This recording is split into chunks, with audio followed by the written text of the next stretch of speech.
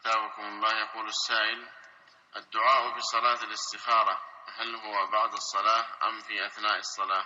الذي ورد أنه بعد الصلاة، صلي ركعتين من غير الفريضة ثم يدعو بدعاء الاستخارة. نعم. بسم الله والصلاة والسلام على نبينا Muhammad wa ala alihi wa sahbihi wa sallam amma ba'd. Allama bin Fawzan, Hafidhullah Ta'ala, was asked, the supplication for Salat al-Istikhara, is it after Salat or is it during Salat? Allama bin Fawzan, Hafidhullah Ta'ala, said, what is mentioned mentioned in Hadith is that it is after the prayer, after the Salat.